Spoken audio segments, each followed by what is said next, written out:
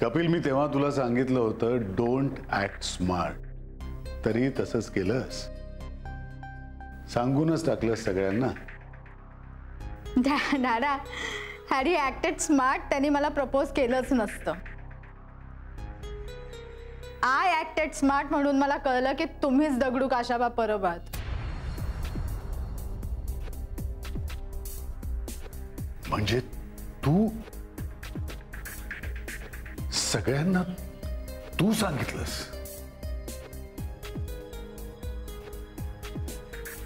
माझी मुलगी असून सुद्धा? म्हणूनच सांगितलंय. बिचारा हा कपिल, तुमच्या धमक्यांना घाबरून तुम्ही जे सांगाल तसं तो वागत गेला. ओके ओके, ठीक आहे. आता कळलंच आहे सगळ्यांना.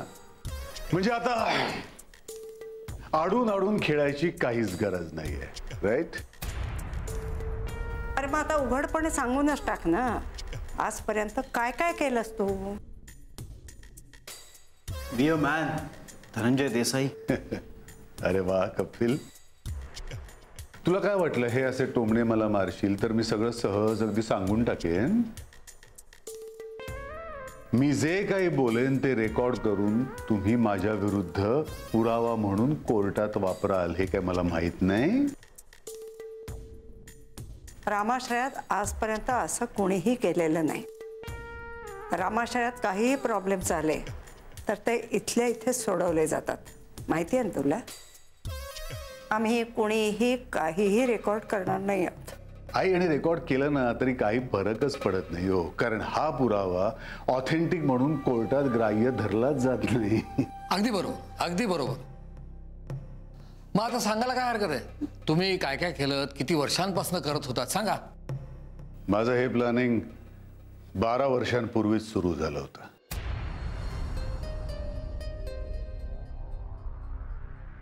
मल्लिका एकदा मला म्हणाली की तिला आप्पा काकांसारखं एक रिसॉर्ट चालवायचंय. म्हटलं आप्पा काकांसारखं कशाला, आप्पा काकांचंच चालव ना. तेव्हापासून डोक्यात चक्र सुरू झाली.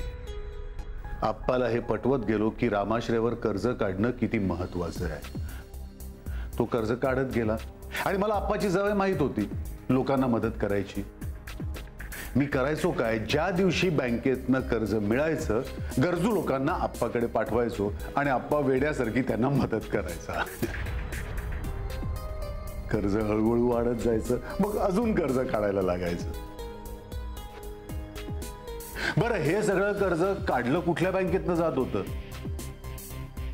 त्या बँकेतनं ज्यात सगळी माझी माणसं काम करत होती.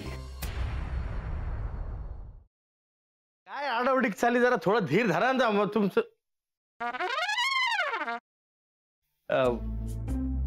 कसं आहेस दादा?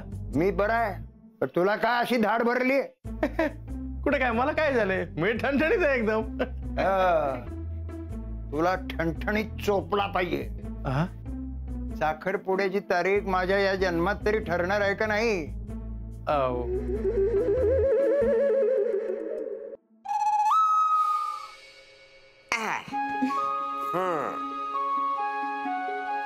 कसा वाटता? आम्हाला छानच वाटतंय, पण आम्ही साडीत कशा वाटतोय हे महत्वाचं. ऍक्च्युली आजी बऱ्या दिसतोय ना आम्ही? बऱ्या दिसतो? अगो नक्षत्र आणि दिसतास दोघं. खरंच? मला तर इतकं टेन्शन आलं होतं ना, म्हणजे याआधी कधी मी साडी नेसली नाहीये ना. हो ना, आता फक्त ही कॅरी करायला जमली म्हणजे मिळवलं.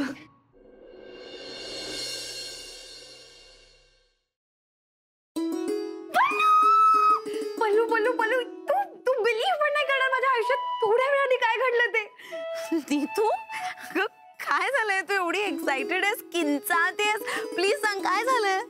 पल्लू, म्हणजे मला ना खरंच विश्वासच बसत नाही की खरंच माझ्या आयुष्यात घडतंय. कमी स्वप्नात आहे. मी तू प्लीज, अगं मला कळेल अशा भाषेत सांग प्लीज लवकर. I am also getting excited.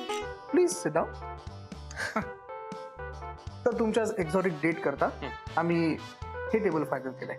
Wow अभया, हे टेबल नको. का?